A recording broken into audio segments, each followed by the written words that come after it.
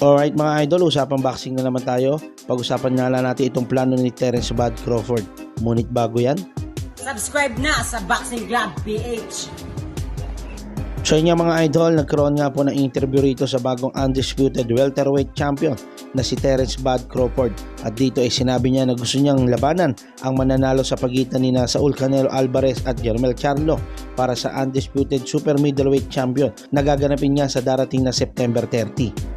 So ayon niya rito sa 2 division undisputed champion na si Crawford, handa niyang labanan kung sino man ang manalo sa dalawang ito. So mga idol, plano nga kasi ni Terence Bud Crawford na maging 3 division undisputed champion. At dito ay kanya nga po sinabi na handa niya nga raw labanan ang undisputed champion na si Saul Canelo Alvarez dyan sa 168 division. At kung sakaling nga matuloy ang bakbakang itong mga idol, 3 division nga ang tatalunin nitong si Terence Bud Crawford. At kung sakali rin mga idol na manalo nga itong si Crawford dito kay Canelo Alvarez, tatanggalin siyang 3 division undisputed champion. Pero kung kayo naman ang tatanungin mga idol, ano ang magiging opinion nyo rito sa plano nito si Terence Bud Crawford? Kaya niya nga bang talunin itong si Saul Canelo Alvarez? I-comment nyo na sa ating comment section at pag-uusapan natin yan. Sa iba pang balita mga idol, mamaya na nga po ang laban ni Carl James Wonderboy Martin kontra sa Tanzanian boxer na si Oscar Duque. So magaganap nga ang laban nila mamayang alas 2 dyan sa Ilorde Sports Complex sa Sucat, Parañaque. So ayon nga rito sa ating pambato at kasalukuyang IBF Pan Pacific Super Bantamweight Champion na si Carl James Martin, plano niyang in-knockout talaga itong si Oscar Duque.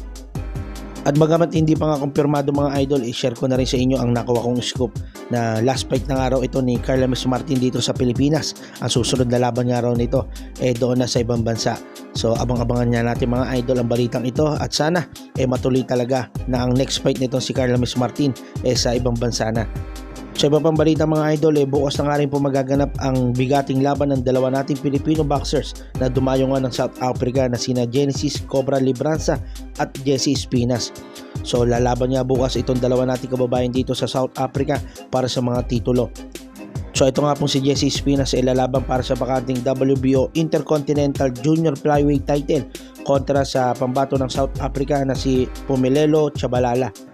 Habang ang isa pa nating kababayan na si Genesis Cobra Libranza lalaban din para sa bakanting IBF International Junior Bantamweight title kontra sa undefeated South African boxer na si Pumelela Kapu.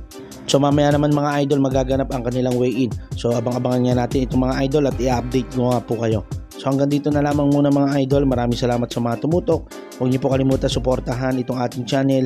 Please like, share, and subscribe. And please support boxing. Thank you. Subscribe na sa Boxing Club PH.